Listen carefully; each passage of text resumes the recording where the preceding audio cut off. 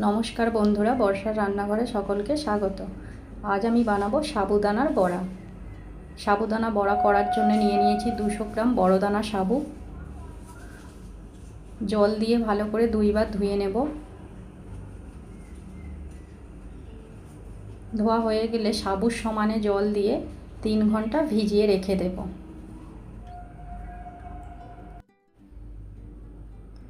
অন্যদিকে একটা আলু কেটে ভালো করে সেদ্ধ করে নেব।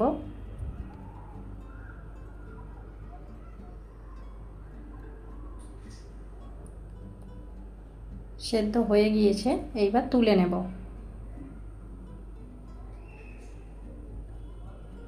একটা কড়াইয়ে দিয়ে দেব 100 গ্রাম চীনাবাদাম। বাদামটাকে ভালো করে ভেজে নেব।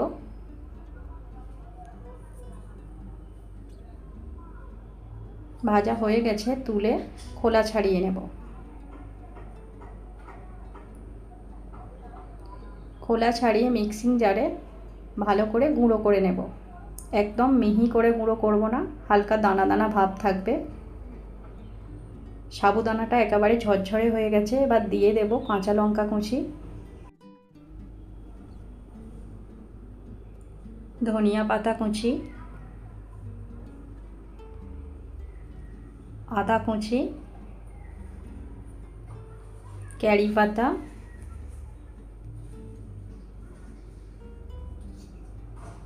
গোটা জিরে, কাশ্মীরি লাল লঙ্কার গুঁড়ো,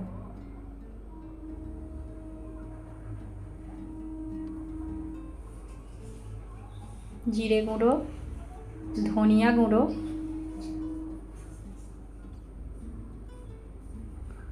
সেদ্ধ করে রাখা আলু গ্রেট করে নেব।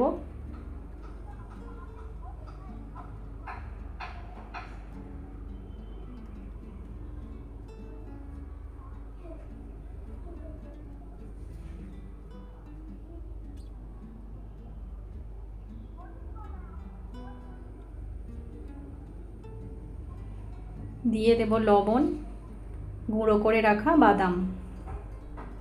ভালো করে সব একসঙ্গে মিশিয়ে নেব।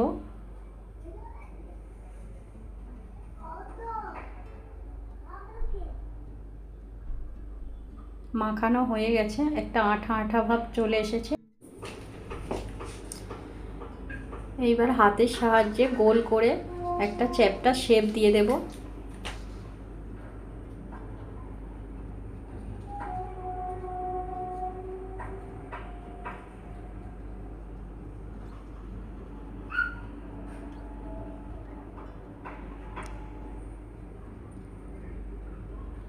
একে একে সব বড়াগুলো আমি তৈরি করে নিয়েছি।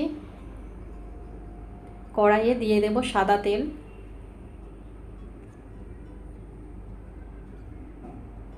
তেল গরম হয়ে গেলে কটা বড়া ছেড়ে দেব।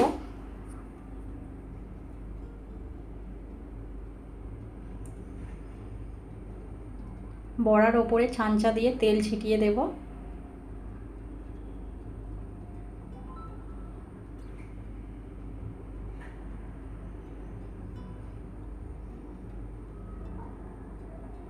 একদিক হয়ে গেলে অন্য দিকে উল্টিয়ে দেব। খুব বেশি লাল করব না। ভাজা হয়ে গিয়েছে, এবার তুলে নেব। বাকিগুলোও আমি ওইভাবেই ভেজে নেব।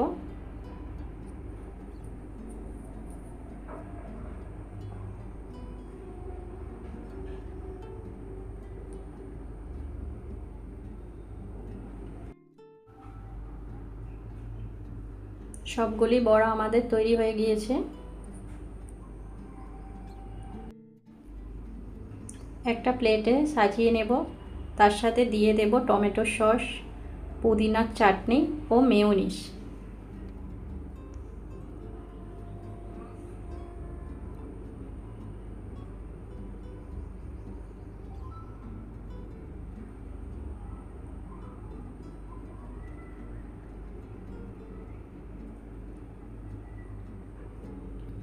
রেসিপিটা যদি ভালো লেগে থাকে লাইক, কমেন্ট, শেয়ার করবেন, সাবস্ক্রাইব করে পাশে থাকবেন। সকলকে ধন্যবাদ।